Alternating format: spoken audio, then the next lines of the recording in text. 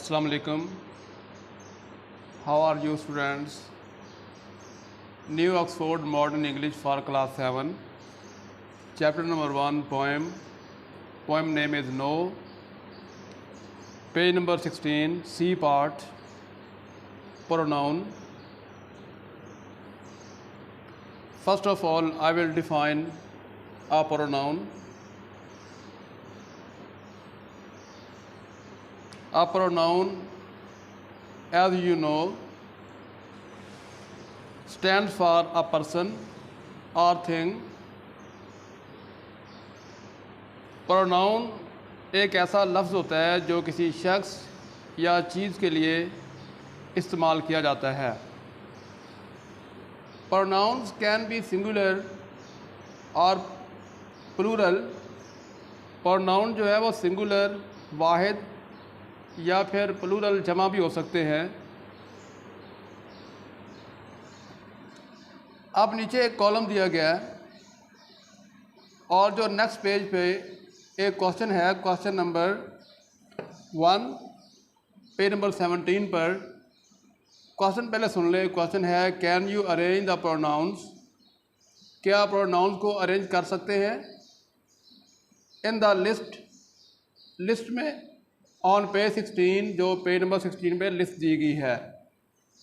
Into 2 columns, 2 column में, 1 for singular and the other for plural pronoun.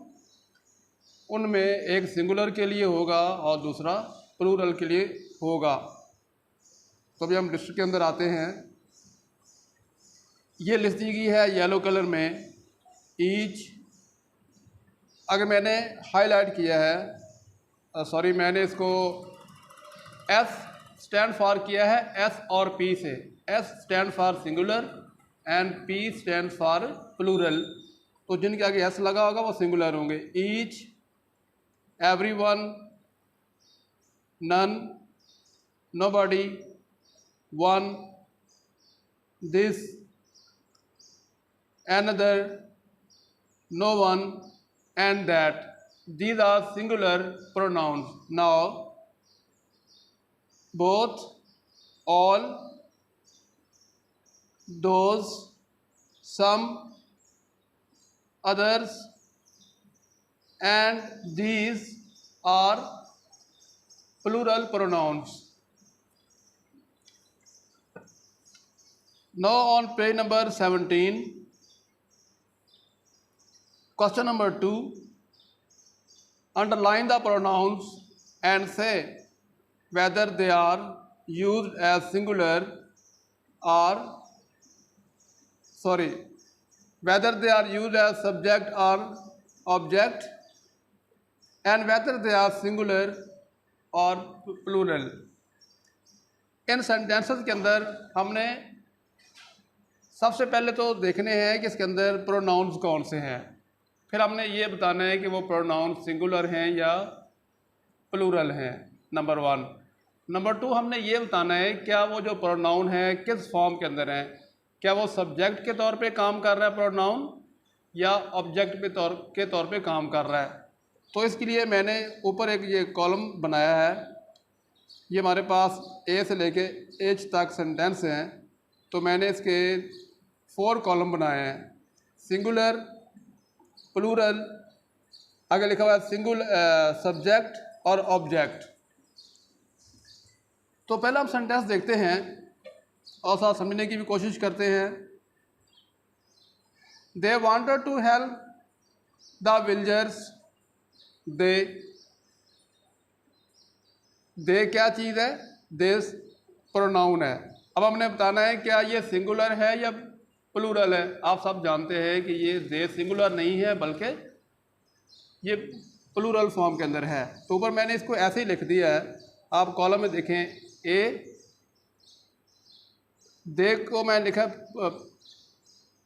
Plural के नीचे और आगे मैंने टिक कर दिया. बाकी मैंने आगे तो लिख ही दिया है. तो ये ऑब्जेक्ट फॉर्म में है.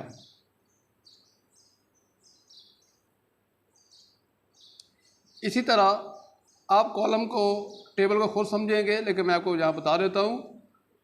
Asim sad he would give them some, would, he and them are pronouns. He singular, them plural, and he is subject, them is object. David's sister came with us. us pronoun, लेकिन ये pronoun कैसा है? ये objective form में है और ये है plural. She asked Ahmed to contact me. She and me are pronouns.